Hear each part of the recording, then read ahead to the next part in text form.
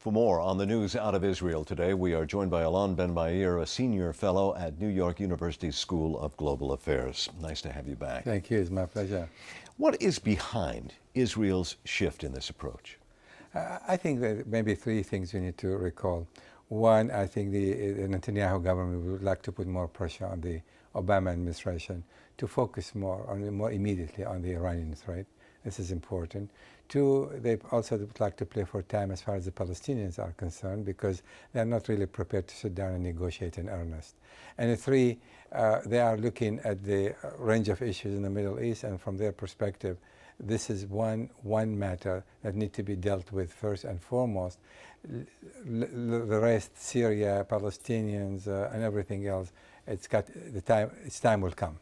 So that said, what kind of problem will this pose for the Obama administration in their efforts to try to come up with a peace plan? Well, it's going to depend what the Obama administration would like to achieve. I think Israel and the Obama administration agree that Iran need to be dealt with, and need to be dealt with sooner than later. I think this is important. But that does not mean that the Obama administration should not be asking the Israelis to do something about the Israeli-Palestinian conflict. For example, they can deal with Iran, but Israel could also stop building a new settlement or expanding existing one.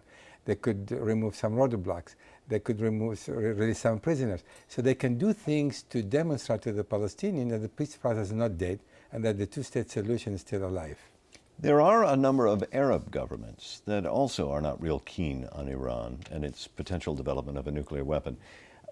How would they look at this change of strategy on the part of Israel? Well, publicly they don't like it. Obviously, publicly they say, well, Israel has been, stalling, playing for time. Time has come to sit down and negotiate an agreement with the Palestinians. Privately, they are as terrified about the Iranian threat as the Israelis are. And so they are looking also at the Obama administration to do something about it. And they are also feeling that Israel, if nobody else is going to come to take real action, Israel is there. So they are very keen of what the Israelis are trying to achieve. And it's not just, of course, the nuclear threat, it's the belief that Iran meddles in many parts of the Middle East. That is a big issue for specifically the Sunni Arab states, Saudi Arabia, Egypt, Jordan, and others. They want Iran to stop its meddling in their internal affairs. They want it to stop undermining the Arab-Israeli peace process. And so they are very concerned about it, and they feel dealing with the Iran nuclear issue is going to contain Iran somewhat in these regards. And quickly, how do you think Palestinians themselves will view this? Palestinians are obviously not happy because they don't buy any of this. From their perspective, time has come.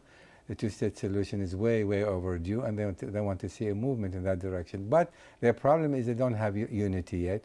Hamas is talking one way, the Palestinian Authority is a different way. And I think the moment they can get together and speak in one voice, that may help a great deal. Alon Ben-Meir, thank you. My pleasure.